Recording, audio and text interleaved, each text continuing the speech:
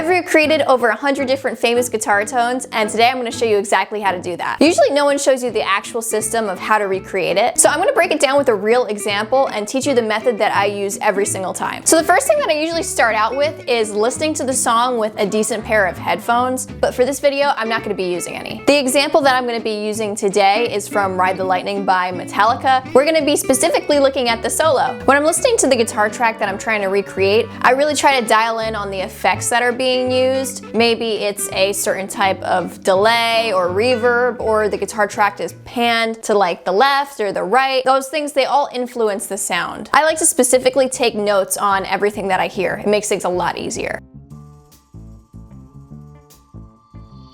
Okay, I just listened to the song and here's some of the things that I heard. We definitely have some nice distortion on our guitar. We've got some delay and reverb going on and some chorus that I can hear. Then after that, I like to do a little bit of research. I'll go and look up the specific amp that guitarist was using, as well as that specific guitar. Now, you don't need to have the exact guitar that the original guitarist is using. If you notice that they're using something like a Les Paul that has humbucker pickups, then it'd be great to grab a guitar that has humbucker pickups. When I create my guitar tones, I actually record my guitar directly through an interface into a digital audio workstation on my computer. I like to use Logic Pro. That works for me, but you can use any digital audio workstation that you prefer. Now, it's totally fine if you have a physical amp too. I just like using my DAW because it gives me a lot more control over the tone. Since I've played this song before, we're going to be referencing from this effects chain that I've already made that's really accurate. Now you can also copy this if you have an actual amp, just the way that you'd set up your regular pedals chain. It's still an effects chain. Mine is just on the computer.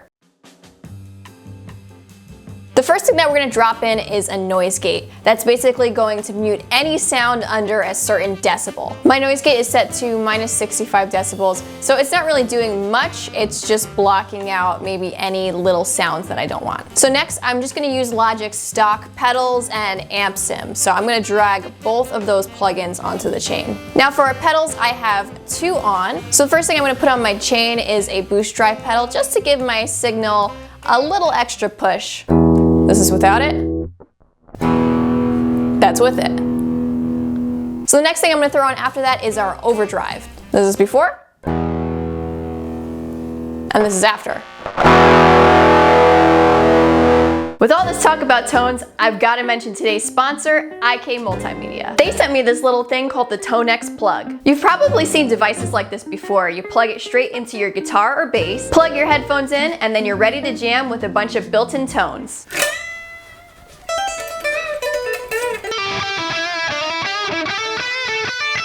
But here's where it gets crazy. It's not just preset sounds. The ToneX plug uses the same AI amp modeling as the ToneX pedal and the ToneX One, just shrunk down into this tiny portable amp. You get 30 onboard presets right out of the box for guitar and bass. And if you want something different, the ToneX amp lets you create your own tone models with loads of options for amps and pedals, and you can just download more from the ToneNet. You can change presets, build your own sound, or jam along to music, all from this one little device. It's totally silent too, zero noise, so it sounds like a real studio amp in your headphones. And you can plug in your favorite learning app, stream music, jam with backing tracks, whatever you want. Setup takes 2 seconds. Plug into your guitar, connect to the app, and you're done. If you ever want to practice without annoying your neighbors but want actual good tone, the ToneX plug is actually perfect. Big thanks to IK Multimedia for sponsoring today's video.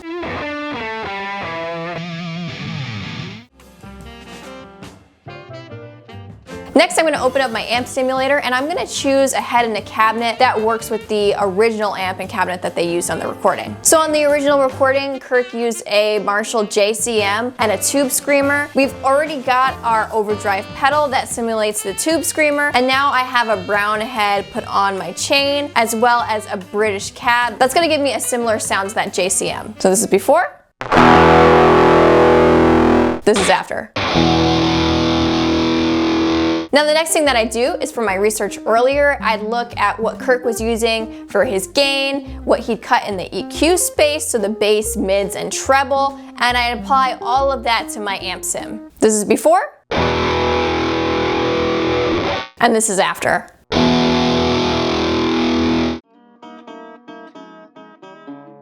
So now I'm gonna go in and add all the effects that I heard earlier from when I was listening to the song. The first thing that I'm gonna throw on here is an EQ. This is where I'm gonna go in and be able to cut and boost certain frequencies so I can get really close to the original tone. So here, I cut out all the frequencies below 80 Hertz. I boosted around 400. I boosted a little bit of the bass near about 70 Hertz. And then I did a slight boost from about 1.2K all the way up to 20K. This is before,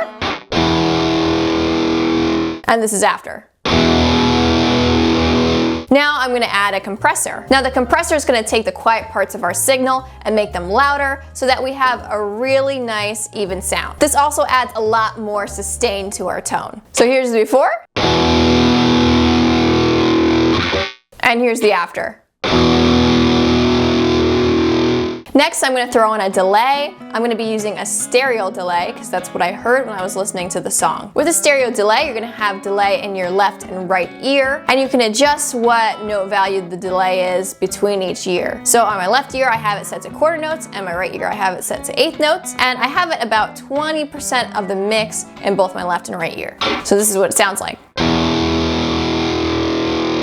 We're adding some good depth there. Next, I'm gonna go in and add some reverb. I'm going with a room reverb because I want something that adds some space but isn't too heavy. I have my dry signal set to 70% and my wet signal set to 30. So this is gonna give me just enough reverb to really feel it.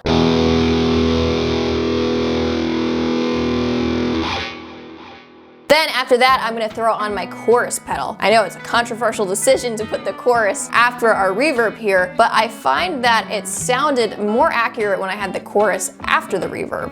And this is what we have now. This is what the beginning of the solo sounds like.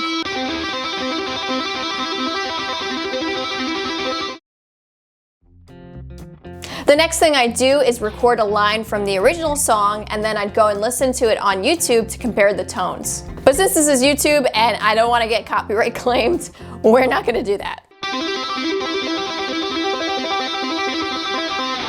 So I just recorded a piece of the solo, and what I would do is listen to the piece I recorded, and then I go to YouTube and listen to the original, and then I'd compare and make any little changes to make it sound more accurate. So once I go back and forth and I'm adjusting the tone, your EQ is your best friend in this step. You'll be able to go in and say, Kirk's guitar sounds brighter, you can boost the high end. Or maybe your guitar sounds a little bit muddy, you can go cut in the 300-400 range. That EQ is really gonna help you shape your tone and get it exactly where you want it to be. So this took me a while to be able to figure out and get my tones as close as I'd like them to sound, but it's a process where we really have to use our ears, listen to the original song, start to feel out what effects are going on, how each effect really works. All those little tiny details really influence the output of our song. Now you're probably here because you're trying to learn this too, and if I'm being completely honest, it took me some time to be able to get this down, so be patient with yourself. Go and explore how each effect works, how each step in this process helps you get your final outcome tone, because it is a very fun process to figure out in the end. Thanks for watching. I hope to see you next time. Bye!